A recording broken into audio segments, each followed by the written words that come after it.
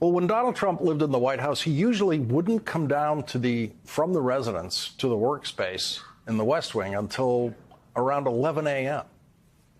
And when he got to the workspace in the West Wing, Walt Nauta, who is now a co-defendant with Donald Trump in Florida, would have Donald Trump's caffeine doses ready for him in the form of Diet Coke, constantly handed to Donald Trump, often without needing to ask. But as a criminal defendant, Donald Trump has to get himself dressed and in the car so that he can get to his new job in Lower Manhattan at the criminal courthouse, where he has to be in the courtroom by 9:30 a.m. as a criminal defendant. That is very tough, a very tough workday for the laziest president in history. Very tough way to start his day. Before he entered the courtroom today to observe the selection of jurors who will decide if his payoff scheme to porn star Stormy Daniels was criminal, Donald Trump testified about the evidence in the case, not under oath, of course, but into the microphones of the awaiting news media. I was paying a lawyer and marked it down as a legal expense. Some accountant, I didn't know, marked it down as a legal expense. That's exactly what it was. And you get indicted over that? So check that out, legal expense. It's called legal expense. That's what you're supposed to call it. You get indicted over that. Nobody's ever seen it. Nobody has ever seen anything like it. So thank you very much for coming. I'm now going to sit down for many hours. The last line there was, and now we're going to sit down for many hours. And he meant that as hard work. That's hard work for Donald Trump, sitting down for many hours. That's not easy for him to endure at 77 years old. He doesn't do anything for many hours. And so, as reporters noted yesterday, Donald Trump's system just can't take it. Not for many hours. And Donald Trump, according to the observations of reporters in the courtroom, falls asleep.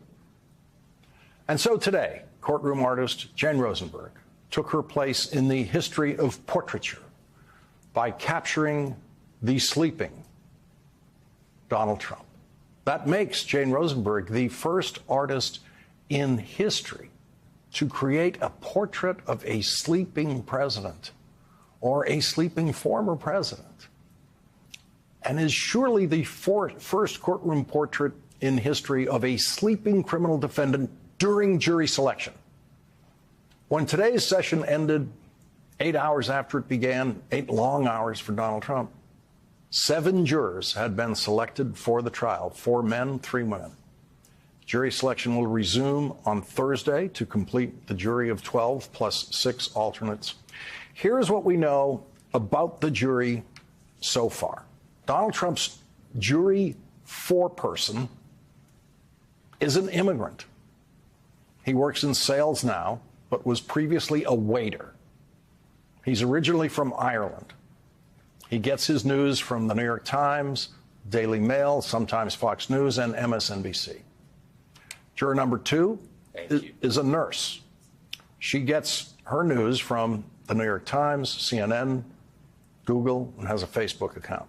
And when she was questioned, she said this, quote, "Especially in this courtroom, he will be treated as anyone else can be treated, and no one is above the law." She said she didn't have an opinion of Donald Trump before she walked into the courtroom.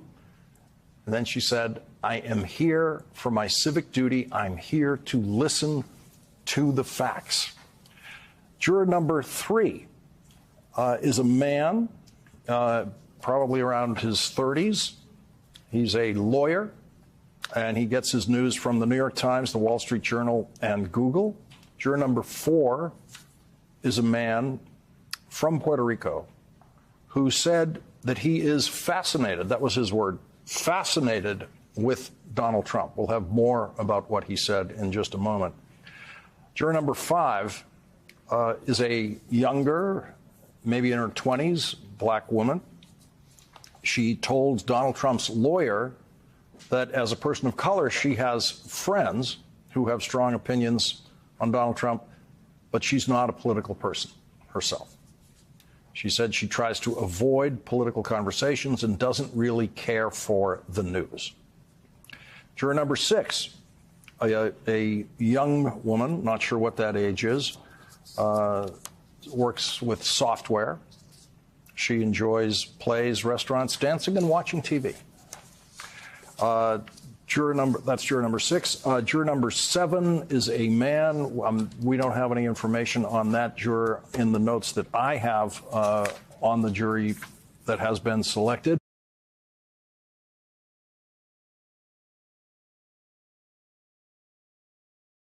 Fill in a blank here on that juror, juror number 4 now, who said he's fascinated by Donald Trump. What else did he say? No, I'm reading from the transcript here, Lois. Oh, you got the transcript. And okay. There, you have to imagine this real tone of wonder in this juror's voice, who's now on the panel, saying, I find him fascinating and mysterious. He walks into a room and he sets people off one way or another. I find that really interesting. Really? This one guy can do all this? Wow. That's what I think. And what did the prosecutors have to say to that juror in questioning? This was during an exchange not with the prosecutors, but with Todd Blanche. Yes. Because you have to remember, during this entire process, the court has studiously avoided trying to elicit from jurors, what do you think about Trump? Todd Blanche tried to push that in the pretrial hearings. That failed. And the judge said their opinions on Trump are immaterial. But during this process, during voir dire, Trump's lawyers have the chance to try to elicit that information. Elicit they did. And this one actually made the cut. So, Andrew, each side at this point has used more than half of their preemptory challenges they can just offer without saying why. That juror coming in and saying, I'm fascinated by Donald Trump, he walks into a room. There's more than one way to read that, but that had to make the prosecution a little nervous listening to that. So I'm struck by the fact that both sides have used 6 out of their 10 peremptory challenges, so they only have 4 left. There are 2 ways that juries can be chosen typically, and this is the one that's least gives the least amount of information to both sides. It's euphemistically called the flop method, and the other is called the strike method. The strike method is much better because you see all 38 potential jurors at once. You will see everybody who could be on the jury, and then you exercise your 10 peremptories, and the other side exercises their 10 peremptories. They don't have to, but that's up to 10. But you can see who the universe is. Here, you just do it sort of seriatim, so you don't know what's coming next. So what's striking to me is that there were at least 6 people who the prosecution and 6 people who the defense clearly thought they were so bad for them that they wanted to strike them. But it does leave both sides potentially vulnerable. And remember, what both sides are looking for is an anchor juror. They want somebody who's going to be so strongly for them, and then they don't really care whether the rest are sheep. That's sort of the general model. So when you only have 4 peremptories on each side, the potential of getting sort of somebody who's sort of strong one way or the other rises. Yeah, and with only 4 left on each side, this means this could end up moving faster. And I just want to go back and double underline this point for the audience. It's so important because I think a lot of people out there think they hear a juror say something that they don't like, and they think, well, I would challenge that juror. And the answer to that is you might not if you have no idea who that juror is going to be replaced by. And that's the game they're playing now. They have, exactly. It's not like, oh, if I challenge that juror, then the next one up is Andrew. You don't know who the next one up is. Right. Well, that's a terrible example. But yes, exactly. You don't see all 38 possibilities. So you have to exercise. And that's, to me, it's interesting that as the prosecution, they would exercise 6. It means they really didn't like them. At least that's what I'm sort of intuiting, because they have 4 for the remainder. Now, they won't care quite as much about the sort of the end alternates because the chances of getting to them are much lower. So they'll be focused very much on the next 5 is where they're going to really be focused, thinking that's the group of 12 then. Adam, what else struck you during jury selection today? Well, there was one point, and another piece of transcript before me, there was this one moment where the judge all but accused Trump of juror intimidation. What happened, there was a moment when the juror was called back into the room to answer for a social media post. She had posted a video that was around the time of the presidential election, around the time of Trump's defeat, and that it showed a street celebration. And I'm reading from the court about what the judge observed of Trump's reaction to her answers. The innocent explanation for that video said, "Before we continue, I want to put something on the record." This is Justice Merchan. "So, Mr. Blanche, while the juror was at the podium, maybe 12 feet from your client was audibly uttering something. I don't know exactly what he was uttering. He was audibly gesturing, speaking in the direction of the juror. I won't tolerate that. I won't have any jurors intimidated in this courtroom. I want to make that crystal clear." So that, of course, is an incredible moment. The accusation, we have to remember that Trump is still facing a potential contempt of court. There's a hearing scheduled for next week. He's been commanded to show up on pain of arrest. So when that moment rang out, it was an incredible moment in the courtroom. And the juror survived for-cause challenge. The Trump team needed to strike her with a peremptory challenge. That's one they had to use their challenge on. They had to decide. Yeah, Andrew, I want to go back to the evidence as presented by witness Trump to the press today. Something we'll never hear him say in the courtroom because he'll never testify. Right. But his defense that he's going to present every day in some version there outside of the courtroom is. Listen, I was paying a lawyer. Michael Cohen was my lawyer. I was paying him for years. These checks to Michael Cohen were just me paying Michael Cohen, the lawyer. That's the defense. They're not going to get it from Donald Trump's mouth, but that's what the defense lawyers will be trying to get through cross-examination and other witnesses. Yeah, so the clip you played was fascinating because he blew it. If you listen really closely, he starts by saying, and then he goes, "Oh, wait, no, the accountant did this." So it's like, wait, that's right. It wasn't I who did it. I have to say the accountant did it because then I can say I didn't know what the accountant was doing. And he kind of pretends he doesn't know who the accountant is. Yeah, I mean, but he wants to say whoever that is, I didn't really know. And by the way, whatever they wrote down was actually legal because it's fine to describe repayments of money to, hush money payments to a porn star as legal fees. That's one where, if you have a smart jury, which when I was doing this, I always looked for smart jurors. That's when I used to say, good luck to you. That I don't think is going to fly. But I just thought it was fascinating that he couldn't keep the story straight, which has got to be the accountant did it, I didn't do it, but he started out by saying this is what I did. That is not going to be great. It'll be interesting to see whether the prosecution actually tries to use that because it's an admission. That tape that you just played is something that is potentially admissible. And he's going to do some version of that pretty much every day out there. Well, just to be clear, we saw that when Rudy Giuliani did that, and the evidence of what he said outside of court was played in the civil case, the civil defamation case that he lost. The same thing happened in the E. Jean Carroll case, where all those statements are admissible. They're admissions. And so this is one where you're seeing, again, no client control. And so he could really hurt himself. But, he only has himself to blame.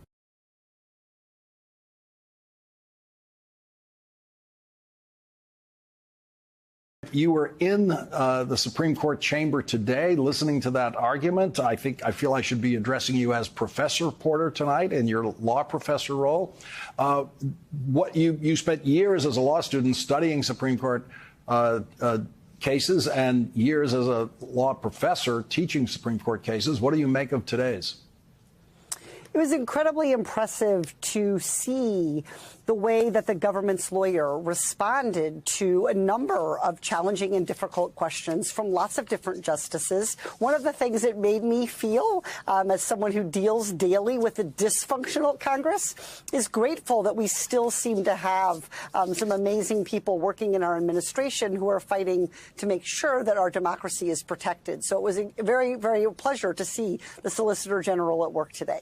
It seemed to me, as I listened to the justices that have had issues with this law, it seemed to me that it was all about the 20 years. It was all about the fact that it can carry a heavy penalty, but of course there's no minimum mandatory minimum sentence attached to it. And you get the feeling listening to it, if this statute had just had a 5-year maximum sentence or less, that they wouldn't be there today. And the punishment, the amount of sentence that something can carry, is irrelevant to the interpretation of the statute. Deciding what the punishment should be is actually Congress's job. The court's job, by contrast, is to understand how to read the statute and apply it to the facts, in this case, the extraordinary facts of January 6th. So I did take note of that they were focused on the consequences, very much on who these protesters were, on the peculiarities, the fact that we haven't had a situation like January 6th before. But look, we have had other kinds of criminals in our country try to disrupt our government and engage in things, whether it's witness tampering, threatening witnesses, destroying evidence, and trying to interrupt the certification of an election, to me, clearly falls under the statute at issue. Let's listen to what the Solicitor General actually said about sentencing and what the sentences have been that have been issued in cases like this. We've looked at the average sentences here. There are about 50 that have gone to sentencing, conviction and sentencing on just a 1512C2 is the only felony, so I think that's the best way to gauge it. This was when the sentencing enhancement did apply, so the ranges were higher. The average sentence among the approximately 50 people is 26 months of imprisonment, and the median has been 24 months. So there's no reasonable argument to be made that the statutory maximum here is driving anything with respect to sentencing. Also, the other thing I heard from Justice Gorsuch and others was the attempt to compare what happened on January 6th to other forms of protest that seemed like they just didn't grasp the singularity of January 6th. The justices asked a number of questions about other hypotheticals. For example, if someone were to interrupt the court, the Supreme Court's own business, for example, and they had to adjourn, about other kinds of protest activity or disruption. One of the things the United States Solicitor General drove home again and again, which is incredibly important for Americans to understand, is the statute requires that the criminal defendant have acted corruptly, wrongfully, knowingly. So if we had somebody who was protesting, thought they were protected by the First Amendment, but they actually weren't, that wouldn't be covered by this. The emails from Mr. Fisher, the messages he sent about the gallows, sending Democratic Congress members to the gallows, all of those emails, all of that evidence is necessary to bring a case under this statute. So there are very, very strong protections here to make sure that somebody who's expressing an opinion, even an unpopular opinion politically, would never face prosecution under this statute. You have to intend to stop the government from conducting its official business and to be acting intentionally to do that.